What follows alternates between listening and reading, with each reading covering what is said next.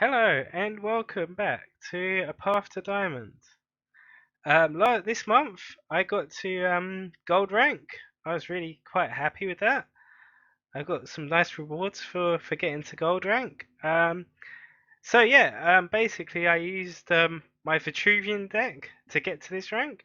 I'm going to be going over this deck, showing off the deck. I think it's really good considering the cards that the card pool that I have at the moment. I was quite happy to get to gold rank. I was quite surprised I actually got to that rank. Hopefully this month I might be able to get to diamond rank. I'm not sure if I'm gonna go with a different deck or um, try a different faction or not. But I know I'm gonna be farming quite hard to try and to get there. Anyway, I'm gonna show off this Vetruvian deck. I'm gonna have a link at the end of this video, link in the description even, that will link to me actually playing this deck, so you can see how it plays, see it actually in action. But in this video, I'm just going to talk about how it works and the cards themselves.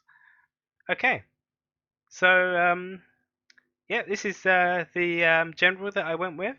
I don't think the other general would work at all with the current deck, as I don't have any buffs or anything that would take advantage of her double damage. Whereas I have a lot of buffs and a lot of things that would work with Devrishes. Okay, basically this deck relies on a few things. Um, One is keeping a lot of cards in my hand, so I basically work on hand advantage.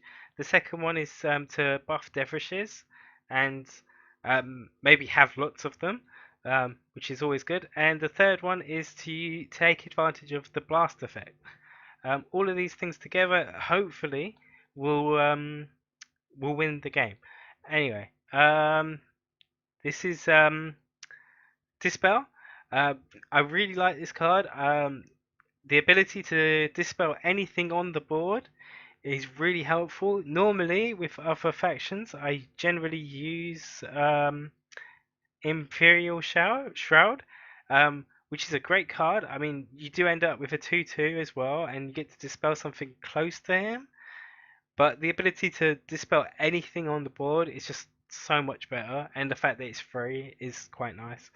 Um, Blood Tear Alchemist, the ability to do 1 damage and to put a 2/1 down. This hopefully you're trying to get a good trade on this guy. For 1 point is, you can he can get a lot of profit out of him. Hopefully, anyway. Um, Scorn's First Wish.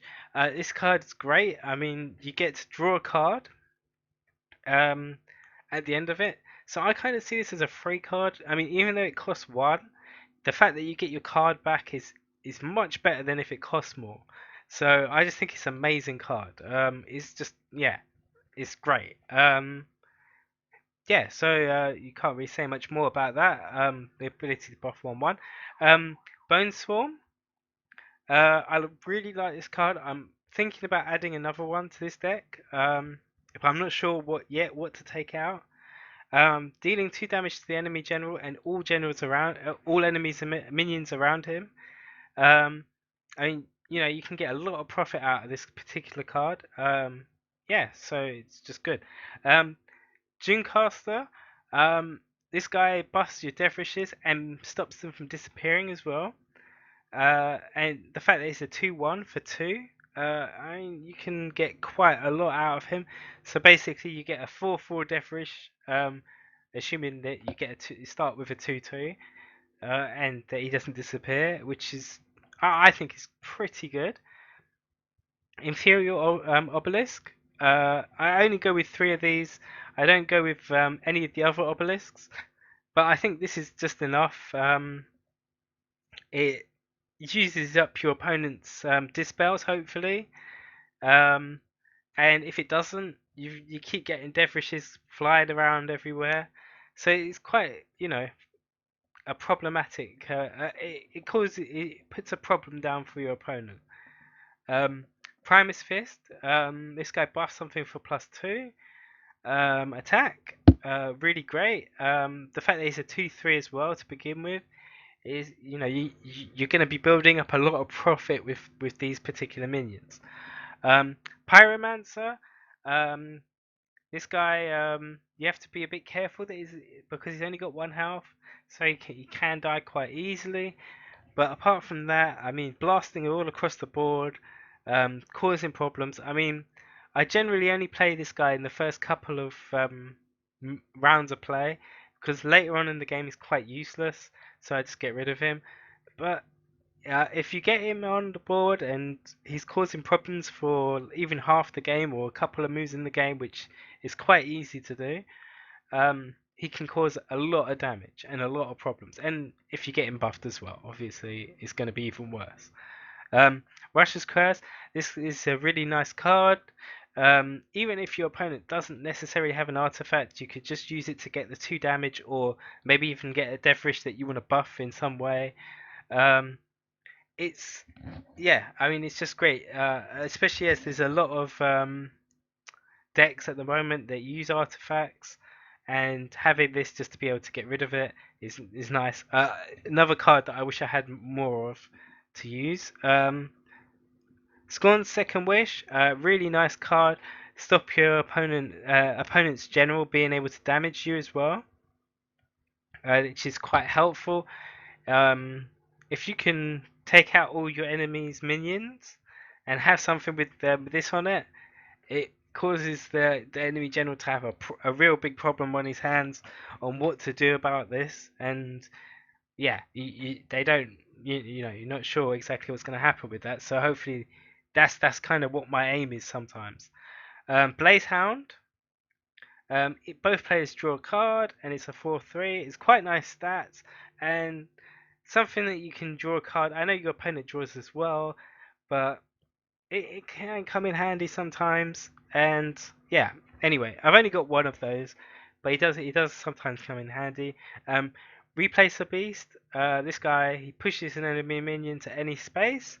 Um, this Generally speaking, I try and use him late in the game, for maybe an assassination, or but just generally speaking, moving something away, so you can just generally just beat on your opponent's general. It's just quite a nice card. Um, Saber Spine Tiger, we've got 3 of those. They do 3 damage and have 2 health. Um, a lot of the time, I'll just put this guy down and attack the general, or use him for blocking. Stop the general from being able to move to certain positions. Um, okay, so we've got Void Hunter, another card that draws a card when he dies.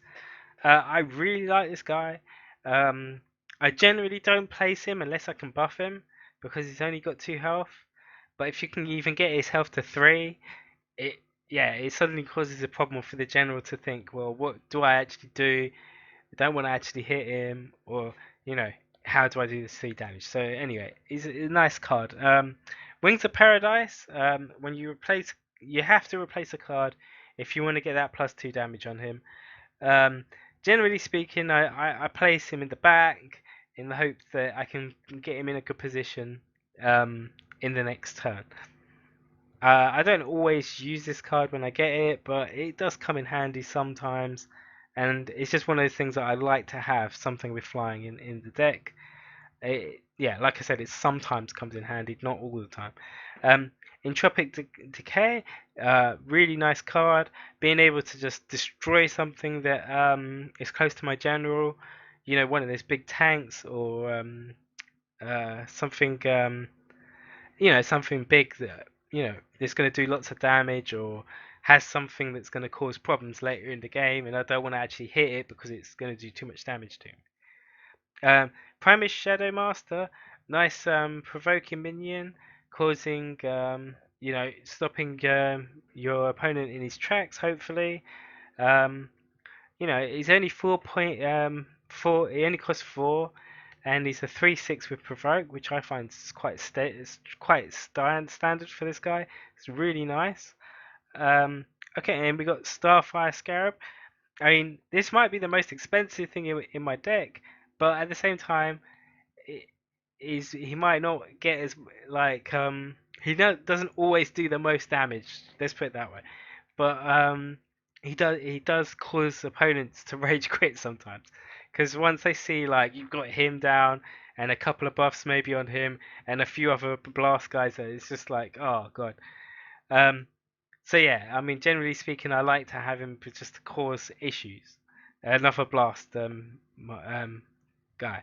Okay, so yeah, hopefully you like this video, and please comment and subscribe and like the video, and please watch my next video, which will be me actually playing this deck as well.